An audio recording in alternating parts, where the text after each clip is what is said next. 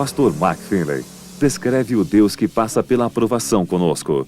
Na mensagem, Desafiando o Decreto de Morte. Alguns anos atrás, havia um garoto de uma pequena cidade em Vermont. Era um dia quente de verão e a temperatura acima dos 35 graus. A umidade do ar estava extremamente alta. Ao caminhar pela rua, você começa logo a transpirar. Quase nada estava acontecendo na cidade. Você sabe, a cidade tinha uma população entre 3.000 a 3.500 pessoas, apenas uma pequena cidade sonolenta da Nova Inglaterra, na cidade de Vermont. E um garoto estava sentado sobre um banco de madeira velho de uma antiga loja de variedades. Ele tinha uma faca numa mão e um galho na outra. E o garoto começou a cortar até que o galho acabasse. E então o relógio, um antigo relógio de pêndulo na parede, começou a badalar. E badalou 2 horas, a hora certa. Então badalou 3, depois 4, depois 5, 6 e 7. E então o relógio enguiçou e tocou 13, 14, 15. E os olhos do garoto foram crescendo, ficou de boca aberta.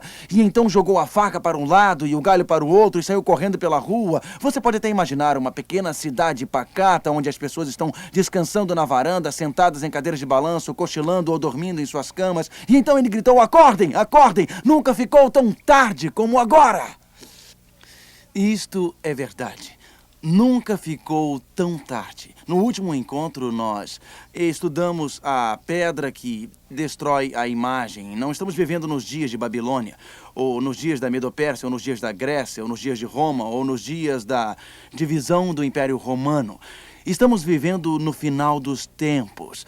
Estamos enfrentando os eventos que ocorrerão antes da volta de Cristo. Daniel, capítulo 3, descreve uma história surpreendente nos dias de Daniel, que é um paralelo dos últimos eventos no livro de Apocalipse. Daniel é dividido em 2 partes: profecias e histórias.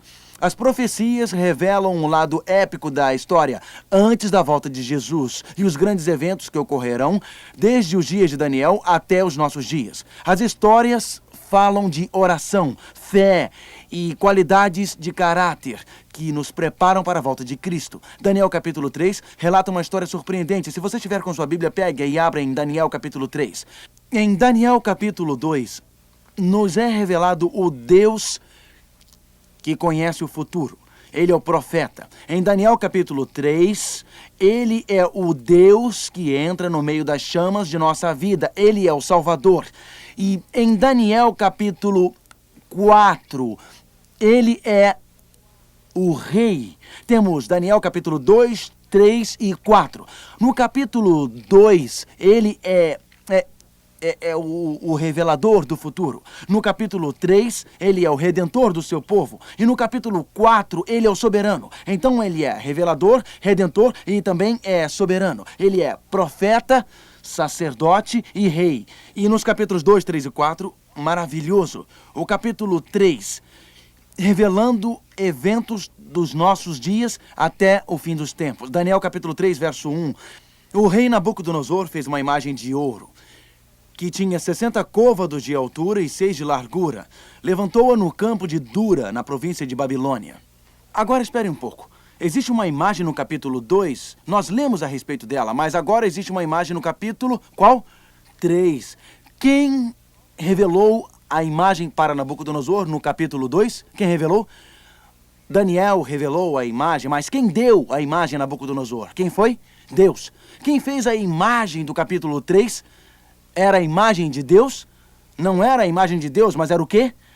A imagem de Nabucodonosor. Em Daniel capítulo 2, você tem a delineação verdadeira da história. Em Daniel capítulo 3, você tem a falsificação. Em Daniel capítulo 2, você tem a imagem com a cabeça de ouro, peito e braços de prata, e quadris de bronze, pernas de ferro, pés, parte de ferro e barro. Em Daniel capítulo 3, a imagem é toda de ouro. Então, em Daniel 3, você tem a imagem do homem, adoração falsa, estabelecida por seres humanos. E algo interessante sobre Daniel capítulo 3 é que a altura da imagem é 66 côvados.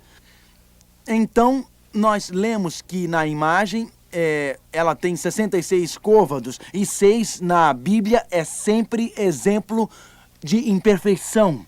7 é sempre exemplo de perfeição. 6 é símbolo de imperfeição, perdição e desobediência. 7 é um símbolo de perfeição. Então aqui você tem uma imagem feita com altura de 66 côvados, representando o caminho da desobediência, o caminho do homem em vez do caminho de Deus. Vamos olhar em Daniel capítulo 3. Nabucodonosor fez esta grande imagem, toda de ouro no campo de Dura. Uma imagem falsificada, criada pelo homem e não por Deus. Verso 2.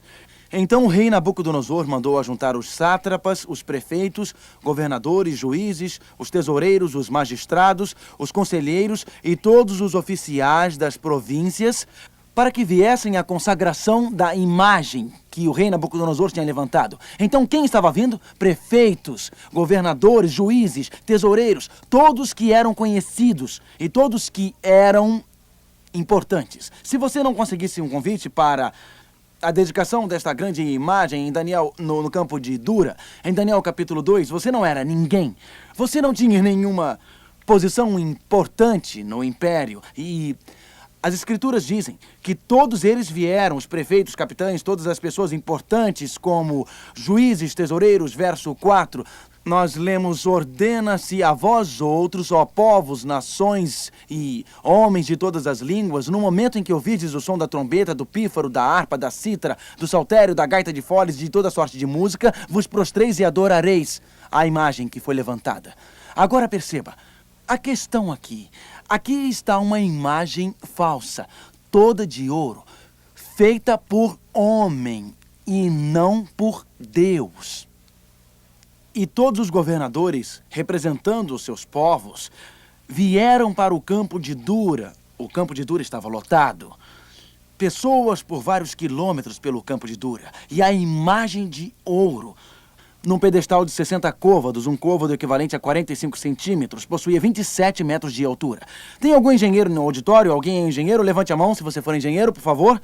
Um carpinteiro, alguém que entenda de construção, levante a mão, por favor. Por favor, levante a mão. Isso, muito bem. Qual é a altura de uma casa? Qual a altura de uma casa? 3,5 metros, não é? 3,5 metros. Então, 27 metros de altura é um prédio de 8 ou 9 andares, não é isso? Imagine você andando pelas ruas de uma grande cidade e você olha para cima, para na esquina e olha para um prédio de 9 andares. E enquanto olha para cima, alguém lhe pergunta: por que está olhando para cima? O que você está olhando? Eu só estava imaginando qual é o tamanho deste prédio e o tamanho da imagem que Nabucodonosor ergueu no campo de Dura. O que você estava imaginando? Quem fez o quê? O próximo prédio de 9 andares que você vir é provavelmente o tamanho do pedestal e da imagem, dos dois. Mas 9 andares de altura, naquele extenso campo de Dura no deserto, uma imagem extraordinária que o rei construíra, um monumento para sua glória. Mas você recorda que a imagem verdadeira do capítulo 2 de Daniel, qual é a parte de ouro? Qual é? A cabeça era de ouro, mas agora toda a imagem era de ouro. Bem, Deus disse a Nabucodonosor: o seu reino é representado por Babilônia, mas outro metal, a prata, outro reino irá te destronar. Então Nabucodonosor disse: não é bem assim, Deus. Não é uma imagem com a cabeça de ouro e o outro império de prata e outro de bronze. Toda a imagem é de ouro. Meu reino permanecerá para sempre. De fato, em recentes descobertas arqueológicas na Babilônia, um tablete de barro foi descoberto com a assinatura de Nabucodonosor, que os arqueólogos dizem ser autêntica, e isto diz: ó Babilônia, o deleite dos meus olhos, a excelência de todos os reinos, que meu reino, Babilônia, permaneça para sempre, sempre, sempre, sempre. Porém, Nabucodonosor está dizendo: nada feito, Deus, não vou aceitar a sua interpretação. O meu caminho é melhor que o seu. Nós vemos nesta dedicação da imagem na antiga Babilônia, onde Nabucodonosor ordena que todas as pessoas importantes, representando os seus impérios, se curvem e adorem a esta imagem. Vamos ao verso 6. Qualquer que não se prostrar e não adorar, será no mesmo instante lançado na fornalha de fogo ardente. Agora vamos observar com cuidado, por favor, o que está acontecendo aqui no campo de Dura. Você tem um rei corrupto neste capítulo, Nabucodonosor. Existe uma imagem falsa neste capítulo, mas antes de terminarmos, você verá um Cristo compassivo. Temos aqui um rei corrupto, uma imagem falsa, e mais ao final, um Cristo compassivo. Tempo de prova, um julgamento dramático. Um soberano mundialmente poderoso, Nabucodonosor, ordena um decreto universal, isto é, obediência forçada. Ordena a todas as nações, povos e tribos. Eles são forçados a adorar. A questão principal é a adoração. Esta imagem falsa é uma oposição direta à verdade divina. Foi um tempo muito difícil, como nunca visto antes, porque a fornalha estava aquecida quanto? 7 vezes mais quente. E os 3 hebreus, como nós veremos, desafiaram a morte e foram salvos milagrosamente. Fico pensando num soberano poderoso. Fico pensando numa imagem falsa. Fico pensando numa adoração que é forçada e obrigada. Igreja e estados unidos em Babilônia. Nabucodonosor não somente comanda a religião política, mas também comanda a religião espiritual. E me pergunto se algo parecido acontecerá de novo. Eu me pergunto se isto é apenas uma bela história que aconteceu há 2500 anos. Será que a igreja e o Estado se unirão novamente no fim dos tempos? Será que o nosso maior líder voltará no fim dos tempos? Será que o anticristo se estabelecerá no fim dos tempos? Será que as pessoas no fim dos tempos enfrentarão a pena de morte? Quais os 2 livros da Bíblia, que são os 2 grandes livros proféticos?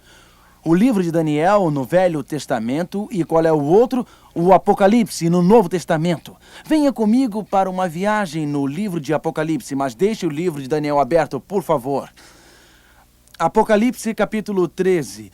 Não vamos responder a todas as perguntas em Apocalipse por enquanto. Eu quero apenas mostrar o paralelismo no livro de Apocalipse. O paralelismo. As questões de Daniel se repetirão no fim dos tempos. As questões em Daniel, um soberano poderoso, a união da igreja e do Estado, adoração forçada, obediência forçada, um tempo de prova, um livramento miraculoso.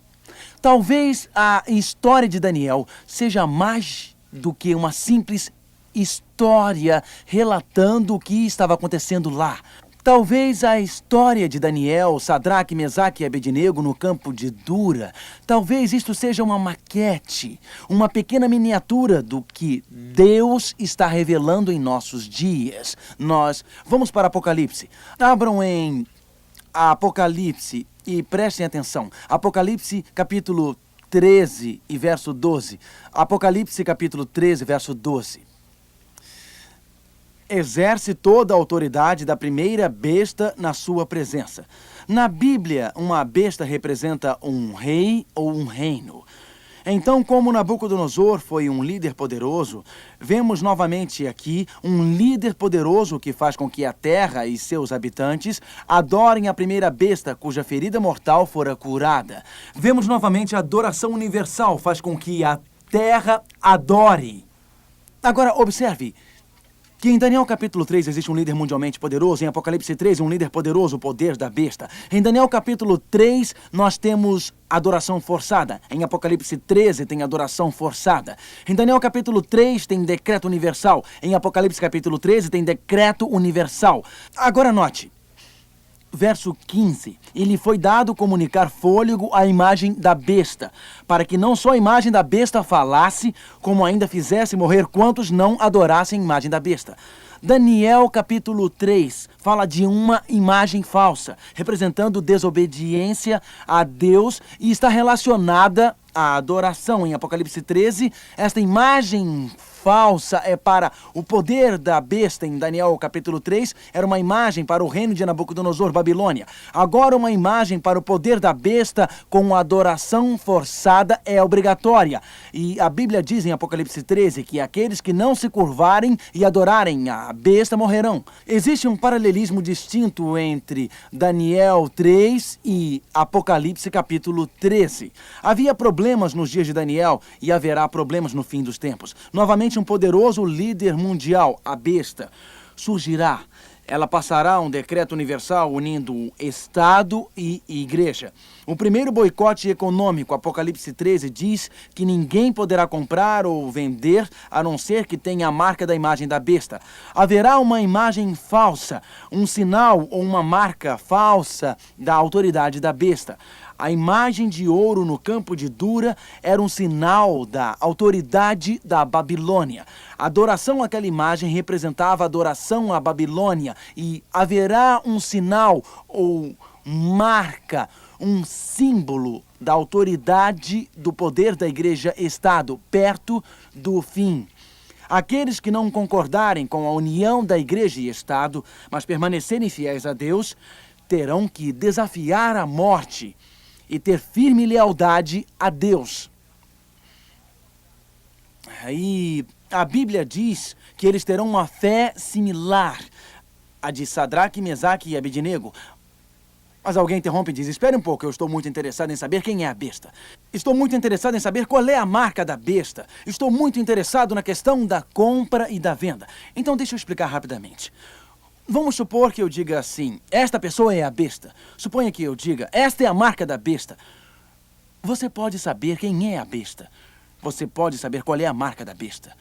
Mas se você não acreditar em Jesus, apesar de todo o conhecimento sobre a besta e a marca da besta, não irá se salvar. O que é mais importante? Saber como ter fé para superar a crise do fim dos tempos ou saber intelectualmente todos os detalhes sobre esta crise? A Bíblia não diz que até mesmo os demônios creem e tremem, porque eles creem e tremem porque eles sabem o que vai acontecer. Mas eles não têm a fé de entrega total a Jesus. Talvez mais importante do que estudar sobre quem é a besta hoje, talvez mais importante seja voltar a Daniel capítulo 3 e ver o que está se passando na mente de Sadraque, Mesaque e Abednego. Essas três pessoas merecem isto.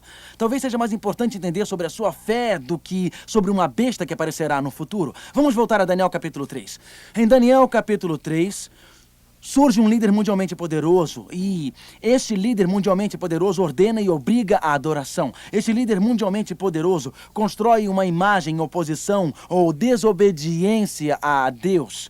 Este líder mundialmente poderoso esquenta a fornalha 7 vezes mais quente e é um tempo de prova como nunca houve antes. Note que a Bíblia diz em Daniel, verso 8 e capítulo 3.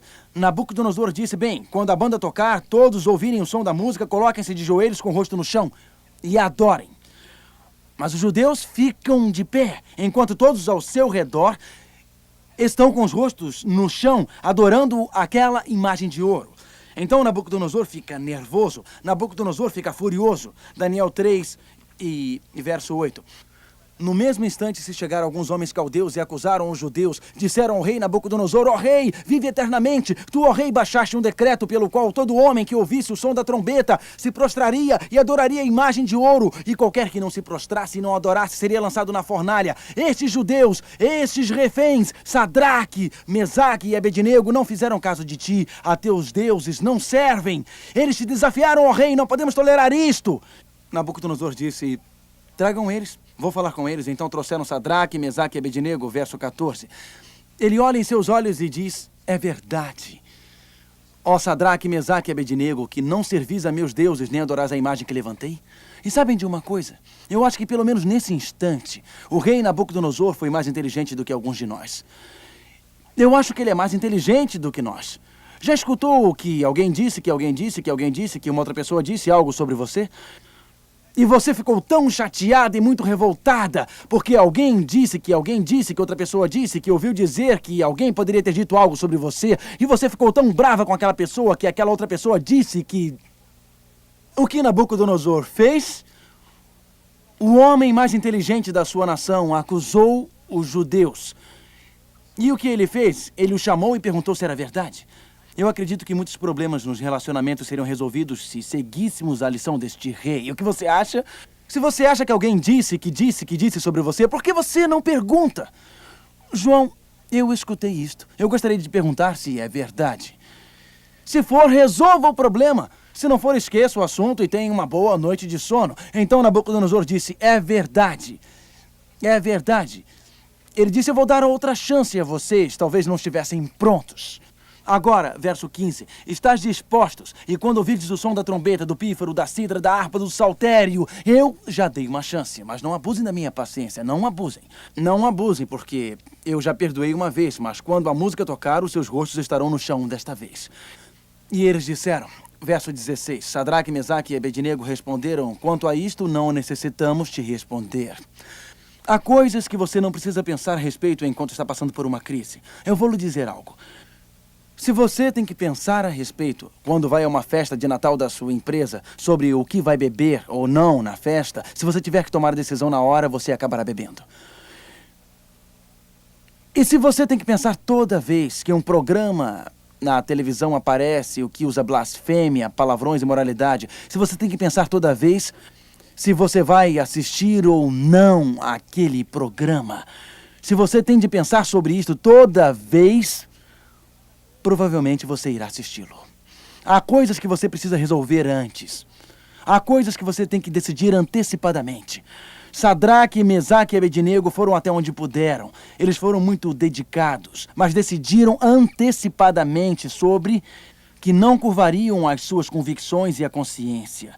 Eles decidiram muito antes de irem à dedicação. Nós não vamos nos curvar às convicções de nossa consciência. Nós vamos ser fiéis a Deus. Então disseram ao rei, não estamos indecisos. Tu não precisas nos dar um dia para pensar, 2 dias para pensar. Já fizemos a nossa escolha. Nós já tomamos a decisão em nossas mentes. Verso 17. Se o nosso Deus, a quem servimos, quer livrar-nos, Ele nos livrará da fornalha de fogo ardente e das tuas mãos, ó rei. Se não, fica sabendo, ó rei, que não serviremos a teus deuses, nem adoraremos a imagem de ouro que levantaste. Rei, permita-me dizer algo. O Deus a quem servimos é muito poderoso. O Deus a quem servimos é tão forte que se Ele quiser, Ele nos livrará. Mas se Ele não livrar, mesmo assim não nos curvaremos, porque preferimos morrer acreditando em Deus, a curvar-nos às suas convicções. Existem pessoas que pensam o seguinte, que fé é como mágica, que fé é como um truque, que fé é como eu querer ir a um piquenique hoje e por isso eu vou orar para não chover em algumas partes do país, você ora para chover em outras partes para não chover. Algumas pessoas pensam que fé é assim, eu vou orar porque eu estou devendo R$ 158 no cartão de crédito e Deus vai mandar o cheque.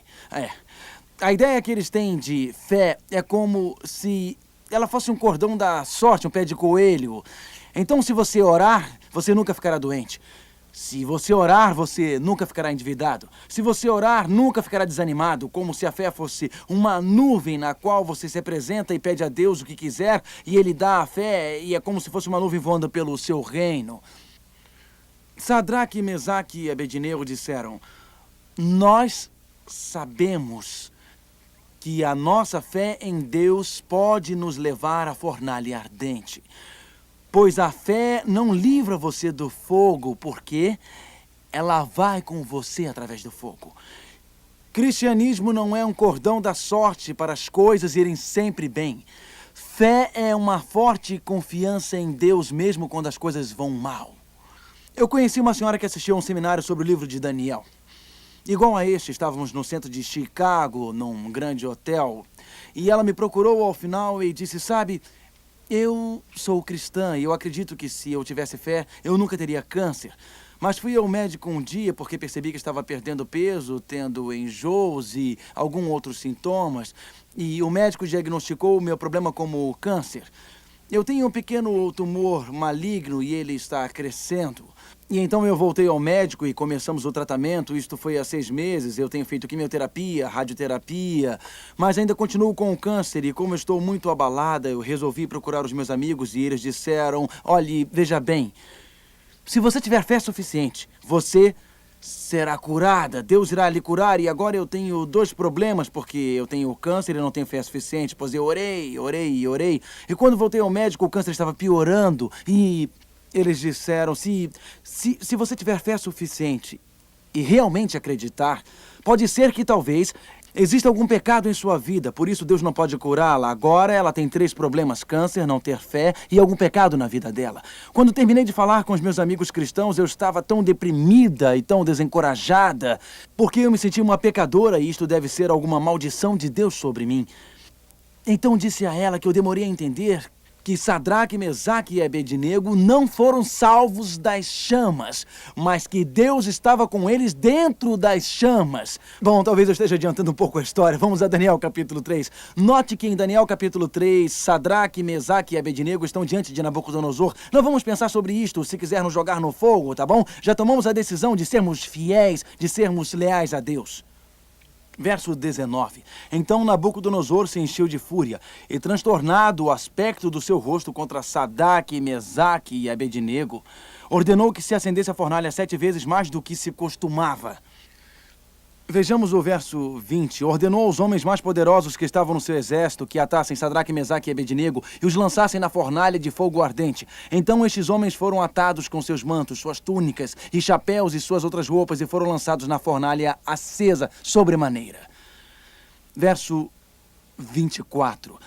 Então o rei Nabucodonosor se espantou e se levantou depressa e disse aos seus conselheiros: não lançamos nós 3 homens atados dentro do fogo? Responderam ao rei: é verdade, ó rei. Eu, porém, vejo 4 homens soltos que andam passeando dentro do fogo sem nenhum dano, e o aspecto dos 4 é semelhante ao filho dos deuses. E ele disse: 3 homens foram lançados no fogo.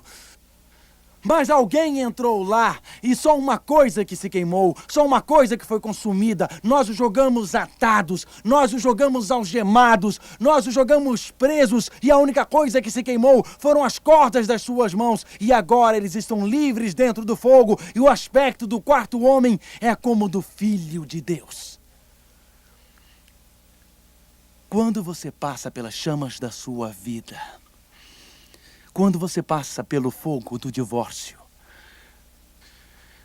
quando você atravessa as chamas da sua vida, e você está sozinho, deprimido e acha que não aguenta mais, quando os dias para você não estão no futuro, mas agora, porque os filhos que você educou como cristãos esqueceram destes princípios,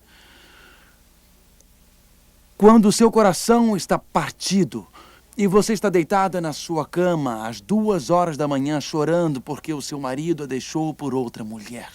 O travesseiro molhado de lágrimas. Quando você finalmente se aposenta e tem uma bela casa para morar, então a sua esposa é atropelada ao atravessar a rua.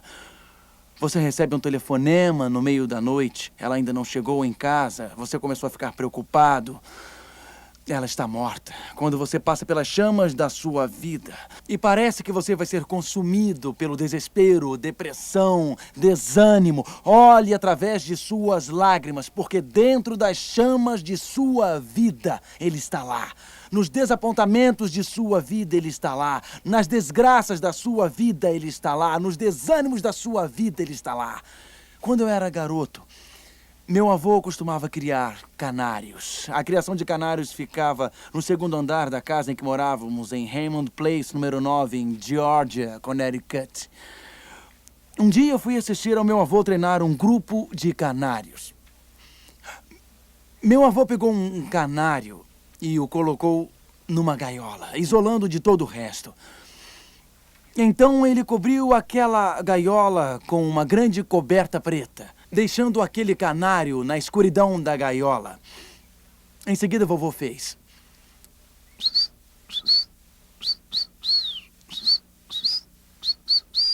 Vocês não sabiam que eu sabia treinar canários, não é? Mas eu sei.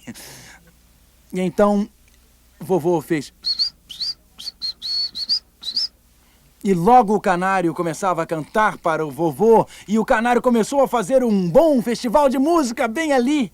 Perguntei ao vovô: vovô, o que você está fazendo? Ele disse: Mark, se você quer realmente treinar um canário para cantar, você tem que isolá-lo dos outros canários. Coloque-o na escuridão, e a canção que o canário cantar na escuridão, ele cantará para sempre. Quando Sadraque, Mesaque e Abednego, confiantes em Deus, passaram pelas chamas ardentes das provas em sua vida, Deus estava ensinando-os a cantar uma canção na escuridão. Deus estava ensinando-os a terem mais fé. Deus estava ensinando-os a terem mais coragem. Não foi porque Deus não os amava que eles foram para a fornalha. Foi porque Deus viu neles alguma coisa muito valiosa. Foi porque Deus viu neles algo muito precioso, que precisava de ser refinado pelas chamas das dificuldades, pelas chamas do sofrimento. Alguns de vocês estão pensando: eu não preciso disto agora porque tudo na minha vida vai que é uma maravilha. Eu não estou passando por nenhuma chama. Mas você vai. Você vai. Todos nós passamos por sofrimento. Todos nós experimentamos a dor. O mundo em que vivemos não é só pêssego com creme, como Poliana nos cantava. Todos nós, em alguma ocasião de nossa vida, passamos pelo fogo.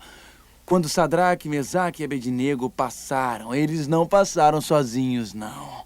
Eles não estavam sozinhos. E se hoje você estiver passando pelas chamas, e se hoje estiver passando dificuldades, e se você se sentir consumido pelo fogo, lembre-se de que o fogo queimará apenas as cordas que estão amarrando você à terra. Lembre-se de olhar através da fumaça, das chamas, das lágrimas e ver o Filho de braços abertos, abraçando você e sussurrando a você: coragem, coragem ao seu ouvido.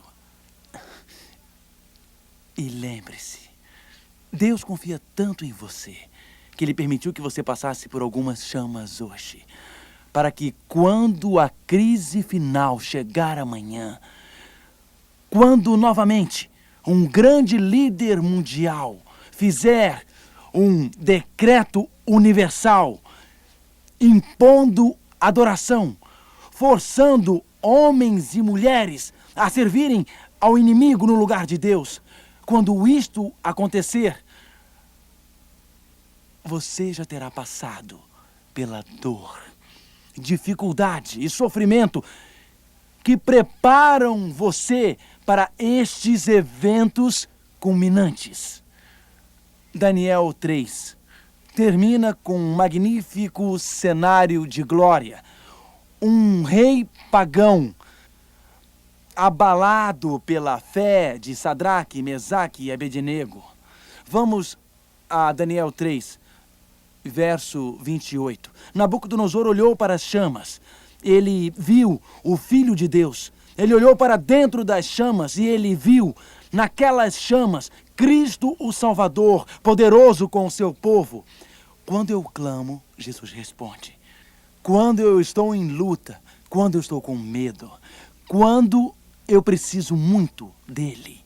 Nabucodonosor viu que eles tinham algo que ele não tinha.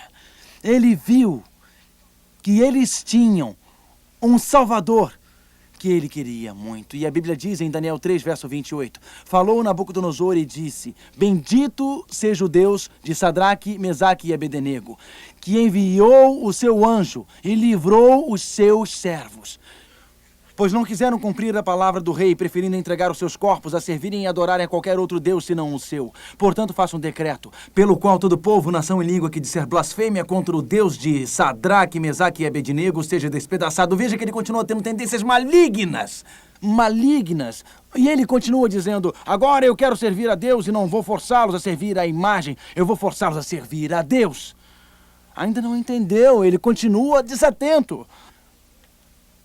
Mas ele finalmente ficou convencido de que Deus realmente salva. Um dia, nas ruas de ouro. Um dia, num lugar chamado eternidade. Um dia onde o ar será fresco e puro. Os riachos e os rios serão de Babilônia novamente. A terra coberta de um verde. Um dia, os pássaros cantarão. As flores brotarão.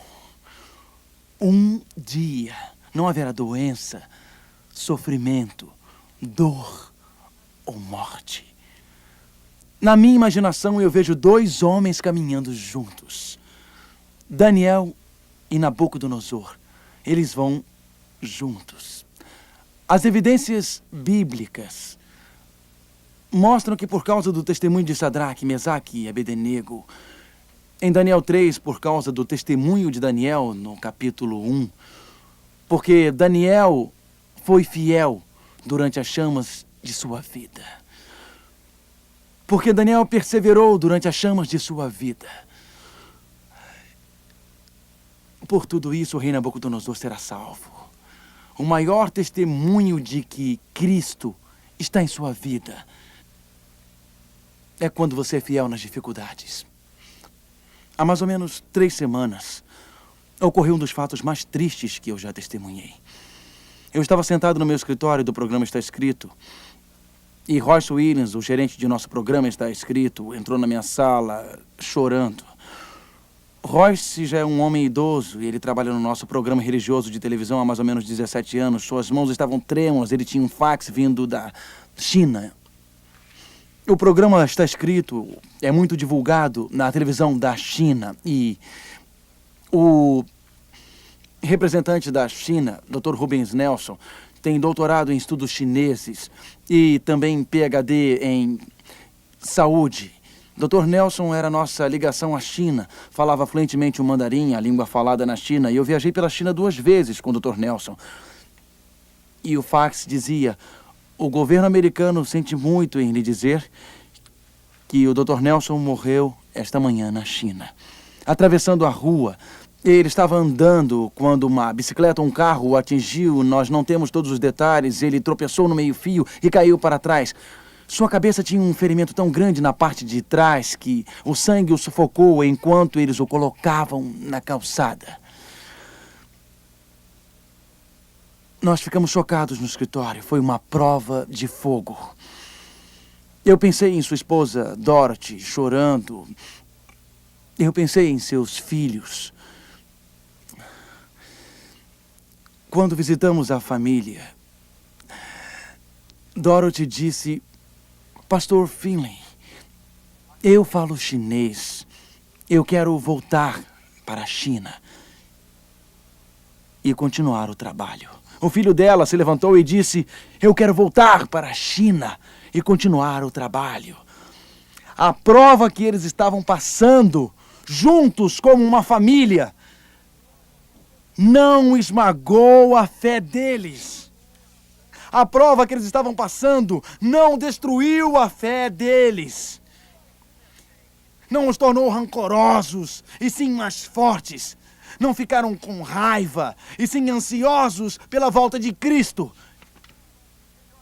E Dorothy disse: vou lhe contar algo. Pouco antes de irmos para a China, ele me disse isto: Dorothy, haverá vítimas em nosso trabalho na China.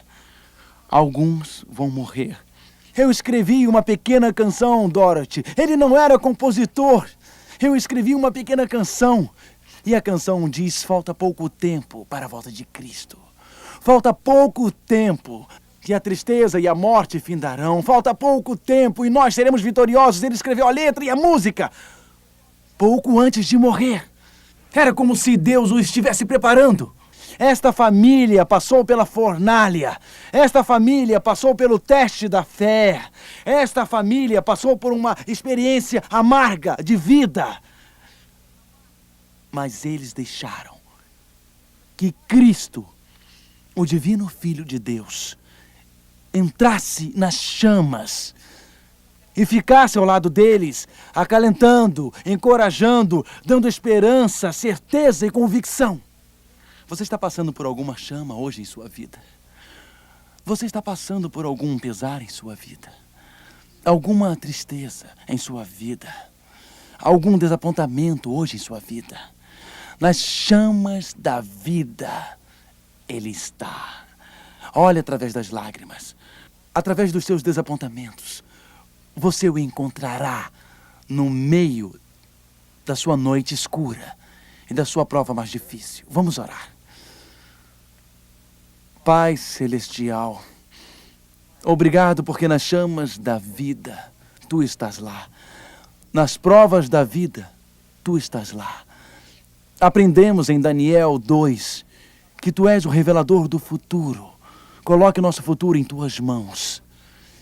Em Daniel 3, Tu és o Redentor, entrando nas chamas e nos salvando das chamas da vida. Traga-nos para mais perto de Ti, cantando o hino da salvação na escuridão. Ó Pai, eu acredito alguém que assiste a esta palestra pode estar passando por uma prova difícil. Dê coragem e esperança a esta pessoa. Senhor, assegurando que Tu estás lá, que esta pessoa possa sentir a presença de Deus agora, que ela sinta as palavras de encorajamento neste momento, que esta pessoa sinta os Teus braços de amor ao seu redor neste momento. Ó Pai, em nome de Jesus, amém. Ter tudo e esquecer que se pode perder tudo. Escute cuidadosamente enquanto Mark Phelan adverte aqueles que têm tudo e oferece esperança para quem perdeu tudo. No Livramento Impossível, nosso próximo estudo.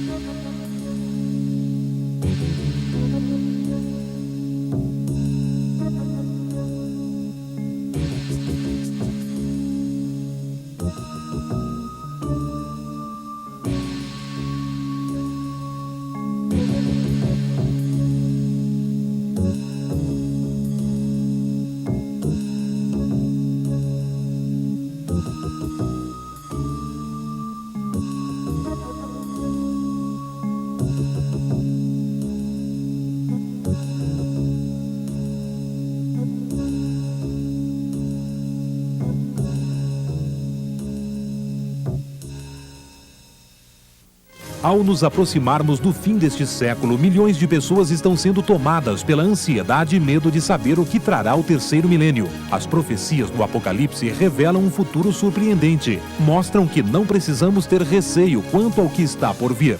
A esperança é um fio que nos sustenta nas circunstâncias de grande sofrimento. Jesus é a esperança na dor, na indecisão, no medo, na morte. Ele é a esperança para uma vida vitoriosa. O Está Escrito apresenta esta coleção inédita com o pastor Alejandro Bulhon, contendo o livro O Terceiro Milênio e as Profecias do Apocalipse, e a série em 4 fitas de vídeo Revive, Jesus é a Esperança. Você encontrará respostas aos mais profundos anseios humanos, e tudo